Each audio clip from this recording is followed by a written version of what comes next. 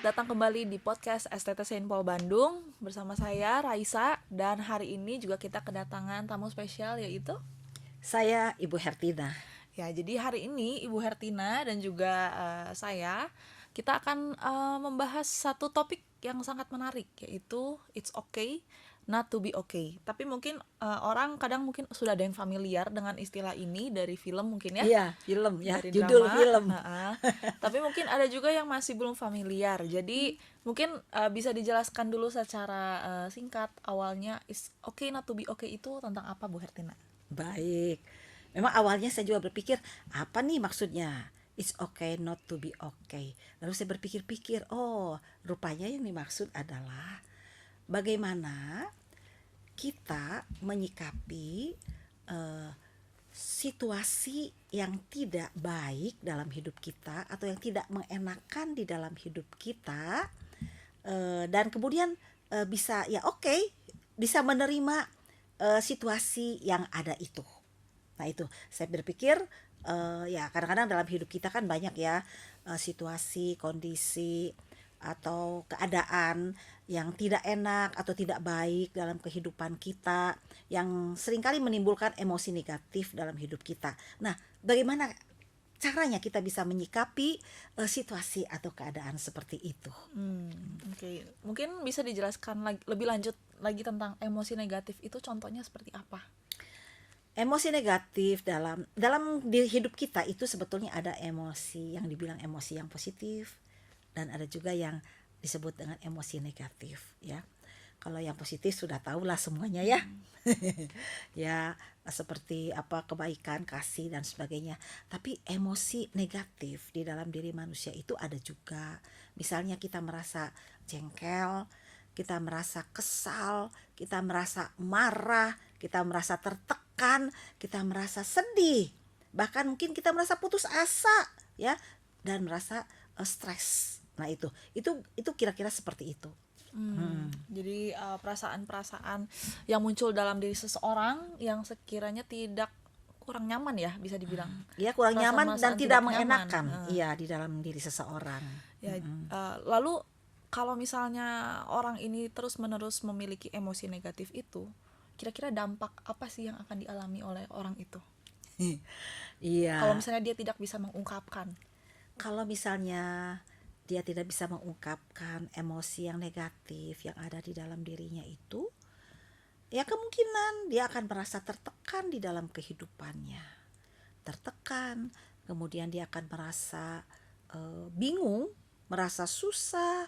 Lama-lama kalau dia terus merasa tertekan, mungkin bisa menjadi stres. Stres, nah itu bisa berlanjut ke depresi. Dan kemudian kalau sudah sampai dia rasa depresi, bisa kemungkinan putus asa dan kemudian yang paling jelek yang tidak diharapkan, dia bisa mengakhiri kehidupannya. Karena memang dia tidak kuat, tidak tahan menghadapi situasi yang tidak mengenakan dalam dirinya itu. Dan dia tidak mampu untuk bisa mengungkapkannya kepada orang lain, apalagi kepada Tuhan. Nah itu. Jadi dampaknya itu bisa sangat parah ya, bisa Iya, dibilang. Tapi iya, kalau misalnya kita mengalami emosi negatif lalu kita mengekspresikannya juga, apakah itu berarti baik dong atau bagaimana? iya. Masih mending, tetapi kalau dia tidak bisa mengendalikan, ini sangat berbahaya. Karena apa? Bisa merusak hubungan dia dengan orang lain, ya, atau merusak hubungan dia dengan Tuhan juga, gitu ya. Bisa seperti itu. Eh Kalau misalnya dia tidak tepat dalam mengungkapkan emosi negatif yang ada di dalam dirinya, misalnya dia terpancing nih, kalau lagi jengkel dia marah dan kemudian dia kemukakan kata-kata yang menyakitkan sama orang lain, mengatakan hal-hal apa ya, ya banyaklah, Bapak Ibu Saudara Yang tahulah kata-kata merendahkan. negatif itu yang seperti apa, misalnya memarahi orang goblok lah, tolol lah, atau bagaimana lah, pokoknya yang merendahkan orang lain, ya tentu saja akan merusak hubungan ya baik dengan orang dekat maupun dengan orang lain yang ada di sekitarnya. Dan kemudian kalau sampai tidak terkendali, Pokoknya itu akan membuat hubungan menjadi rusak, itu seperti itu kalau dia tidak bisa mengungkapkan dengan tepat ya. Oke. Mm-mm. Berarti ada plus minusnya dua-duanya ya. Kalau Mm-mm. terlalu juga kurang baik, tapi Mm-mm. kalau terlalu dipendam juga bisa berakibat tadi ya sampai depresi itu. Iya. Tapi mungkin untuk konteks ini kita berbicara yang dipendam kali ya. Karena dengan konteks yang tadi it's okay not to be okay itu kan, Mm-mm. em, kalau lewat Alkitab, dari kisah-kisah Alkitab ini menurut Bu Hertina ada yang kira-kira bisa menggambarkan situasi it's okay not to be okay itu nggak? Ada, Oh, tapi oke.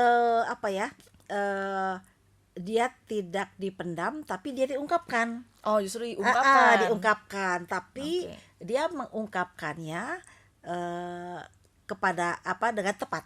Oh, Nah, berarti ini termasuk salah satu contoh solusi yang bisa kita ambil dong iya, saat kita iya, mengalami situasi it's okay not to be okay ini. iya, Oke. iya. Kayak misalnya contohnya ini. Oh, oh ya, satu lagi. Saya sebelum masuk ke sini, ada juga satu situasi yang tidak oke buat kita, bukan karena ulah orang lain, bukan karena akibat kebodohan diri sendiri, tapi karena Tuhan mengizinkan itu. Nah, itu. Nah, contoh di Alkitab tentu ya karena Tuhan memang mengizinkan itu Mengizinkan. ya, Oke. mengizinkan. Contohnya Yunus ya. Nah, Yunus pada waktu itu kan Tuhan menyuruh supaya dia pergi ke Niniwe. Nah, Niniwe itu kota yang jahat. Yunus tahu itu. Makanya waktu disuruh sama Tuhan, saya nggak mau pergi ke sana. Oh ya, dia kan melarikan diri ke Tarsis tuh waktu itu. Nah, tapi Tuhan kan akhirnya mengharuskan dia pergi sampai harus ditelan di perut ikan itu kan. Iya. Nah, kemudian dia pergi tuh akhirnya ke Niniwe. Dan betul, ketika Yunus memberitakan supaya orang Niniwe itu bertobat, benar orang Niniwe itu bertobat berbalik sama Tuhan. Nah, Yunus itu kesel, ya. Keselnya kenapa? Orang Niniwe itu jahat sekali. Jahat. Kalau secara manusianya Yunus, ngapain orang jahat seperti itu? Apa diampuni sama Tuhan begitu kan ya, udah jahat mah harus jadi hukum gitu kan ya. Tapi Tuhan kan kemudian membuat orang Niniwe itu bertobat. Nah, akhirnya ketika melihat situasi itu, Yunus malah jadi kesal, marah, dan kemudian dia mengungkapkan kemarahannya itu sama Tuhan ya. Di situ dilihat di dalam Yunus 4 di situ dikatakan tetapi hal itu sangat mengesalkan hati Yunus, lalu marahlah ia ya, marahlah ia. Lalu dia bilang sama Tuhan, tuh kan bener kan ya, saya juga udah bilang nggak usah lah pergi ke sana gitu kan ya. Karena apa, saya tahu Tuhan itu berlimpah kasih setia, mereka itu pasti berbalik sama Tuhan. Terus dia bilang marah, jadi sekarang udahlah Tuhan ya, cabutlah kiranya nyawaku, karena lebih baik aku mati katanya daripada hidup. Tapi Tuhan bilang, layakkah engkau marah? Jadi saya lihat di sini Yunus mengungkapkan kekesalan dan kemarahannya itu kepada Tuhan. Jengkel, kesel, Tuhan udah dibilang jangan, tapi Tuhan suruh terus saya. Kenyataannya benar kan? Oh, lalu dia, udahlah kalau begini aku mati aja kata Yunus gitu. Ya, tapi dia ungkapkan kepada Tuhan dan kemudian dia berdialog dengan Tuhan sehingga akhirnya Yunus bisa berdamai dengan dirinya, dengan kemarahan yang ada di dalam dirinya itu. Oke. Itu. Mm-mm. Berarti ini contoh yang tepat ya. Maksudnya yang bisa kita contoh, ya Betul, kan? betul. Ada satu lagi contoh. Oh, oke, oke. Banyak sebenarnya mah, ya.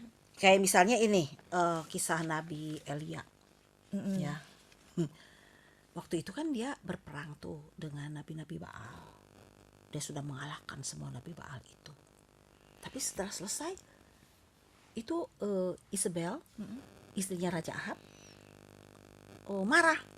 Lalu dia bilang, waduh, kamu lihat aja, ya. Kalau sampai aku tidak akan membuat kamu itu mati, gitu kan ya. Lebih dari itu, gitu kan ya. Nah, kalau besok pada waktu ini aku tidak membuat nyawamu sama seperti nyawa mereka nabi-nabi Baal itu, katanya gitu ya. Wah, kamu pasti mati. Akhirnya Elia ketakutan. lalu dia pergi ya, melarikan diri ya, lalu masuk ke padang gurun atau gitu ya. Kemudian dia duduk di sebuah pohon arar ya. Lalu dia bilang sama, dia juga mengalami depresi ya. Dia udah capek ya, melawan raja-raja Baal. Ketika dia sudah selesai menyelesaikan semuanya itu, dia mendapatkan ancaman. Jadi stres dia, depresi. Makanya dia bilang, cukuplah itu sekarang ya Tuhan, Ya. ambillah nyawaku, sebab aku ini tidak lebih baik daripada nenek moyangku. Jadi dia udah, situasinya tuh udah ngapain lagi deh, Nggak ada harapan ya. nggak ada harapan, udah capek-capek begini gitu kan ya. Tapi saya lihat ini Elia pun ngomongnya sama Tuhan. Iya. Nah, masih banyak yang lain lagi. Waktu Daud juga sama mengalami perasaan tertekan dalam hidupnya. Dia mengungkapkannya sama Tuhan. Banyak tuh kalau mau baca di Mazmur ya, bagaimana ungkapan Raja Daud dalam keadaan tertekan, dalam keadaan rasa bersalah dalam kehidupannya, dia mencoba mengungkapkan kepada Tuhan dan dia menemukan titik terang di situ. Cuma ada masalahnya nih. Apa tuh masalahnya? Masalahnya begini. Kalau kita sebagai manusia, entah itu di dalam Tuhan atau anak-anak Tuhan lah, sebagai murid Kristus ya, seringkali kita itu memakai topeng dalam kehidupan kita itu. Nah itu Menarik ya. ya. Maksudnya bagaimana tuh topeng? Jadi itu kalau dia dalam situasi tidak oke, seringkali dia itu berdiam, menyimpannya sendiri, bergumul sendiri. Kemudian kalau tidak berdiam, dia mengungkapkan topeng dengan cara yang tidak tepat. Nah itu, nah seharusnya kita itu mengambil cara yang tepat ya.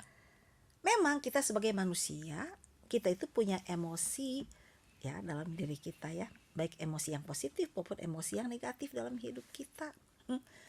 Dan itu emosi itu ya kita harus terima sebagai manusia kan. Nah itu, jadi kalau misalnya kita sedang tertekan, Ya nggak apa-apa ya nggak apa-apa. Namanya juga manusia. Iya. Masalah hidup. Betul, karena manusia tidak lepas dari masalah kan. Iya. Kalau kita sedang kesal, jengkel, marah gitu kan ya, terus mungkin mengalami putus asa dan sebagainya, biasa. Iya. Berarti sebenarnya kita menerima dan mengenal emosi itu ya Betul. dalam diri kita yang penting. Jangan menyangkalnya justru ya. Betul. Jadi kita harus mengenalinya dan kemudian kita berpikir dan mencerna tentang emosi-emosi yang ada dalam diri kita itu ya, dalam menghadapi situasi-situasi yang ada dalam hidup kita ini. Dan kemudian pengendalian diri. Iya, itu penting. Penting. Pengendalian diri dalam mengendalikan baik emosi yang memang disimpan maupun emosi yang dikeluarkan. Semua itu harus dikendalikan. Nah begitu. Nah, karena kalau tidak akibatnya itu kan tadi bilang tidak baik ya. Iya, Nah baik begitu. Nah jadi yang tepat itu adalah ketika kita menghadapi situasi yang tidak enak dalam diri kita ya, mungkin pada saat detik pertama kita menghadapi situasi itu langsung tak dalam diri kita itu, ini bisa kalau kita marah, wah ini kurang ajar, ini kenapa begini begitu ya. Kadang-kadang kita kita pengen ungkapkan itu kan ya. Nah atau misalnya kalau kita simpan, aduh susah ini, kenapa sampai begini, nggak bisa makan 5 hari ya mungkin. Iya sampai nggak bisa makan Berhari-hari gitu nggak kan makan. ya. Aduh gimana ini, susah banget Tuhan, udah kayak gini mah putus asa saya, nggak ada harapan, kadang ada begitu kan ya. Nah sebetulnya cara yang tepat itu adalah mungkin di detik-detik pertama kemanusiaan kita itu muncul. Iya, dan itu nggak apa-apa ya. Itu manusiawi. It's okay kan caranya juga. It's okay gitu ya. Aku nerima nih gini ya keadaanku. Kalau marah, marah, tapi jangan dikuasai oleh kemarahan, atau sebaliknya dikuasai oleh perasaan tertekan, kesedihan, stres itu tersimpan. Jangan. Bolehlah, apa cara kita tuh kan, tiap orang tuh berbeda-beda cara mengungkapkan emosinya. Betul. Ya kan?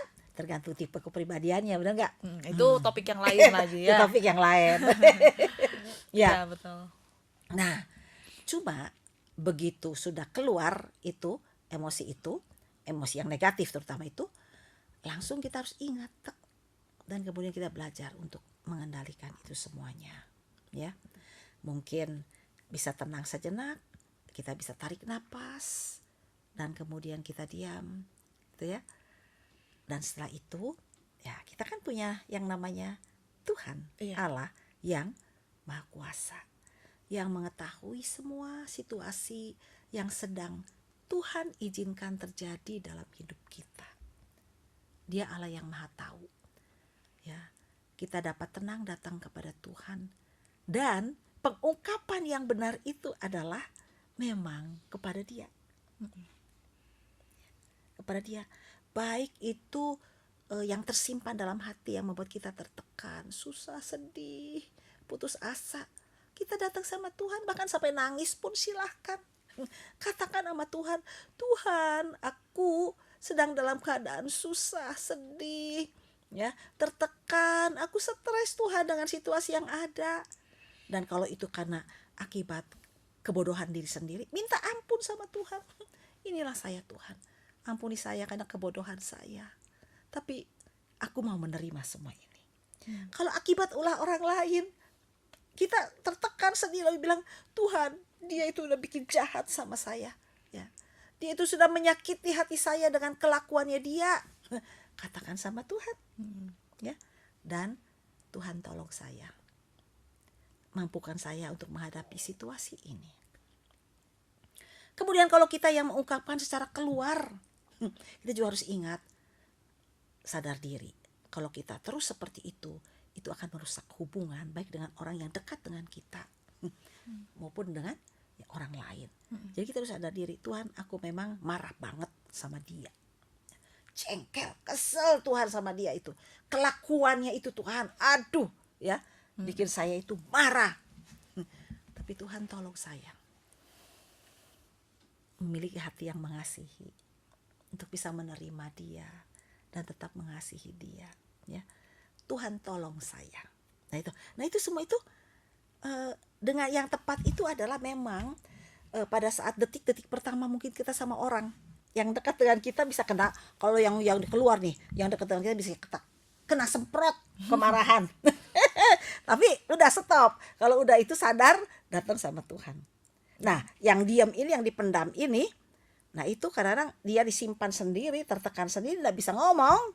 Ya udah langsung aja. Iya, betul. Bisa ke Tuhan. Iya, langsung saja sama Tuhan gitu, omong, Tuhan, ini saya.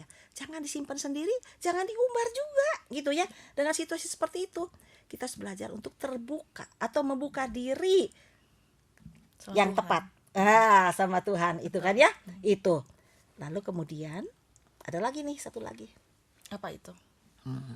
Kalau kita sudah beres dengan Tuhan nih, ya, kita harus berpikir bagaimana caranya supaya saya tidak jatuh ke situasi yang sama, yang menyebabkan situasi yang sama. Tuhan memberikan kita hikmat untuk berpikir. Jadi pertama kita harus bereskan di hadapan Tuhan. Yang berikut adalah kita harus punya langkah-langkah praktis untuk menghadapi situasi yang seperti itu.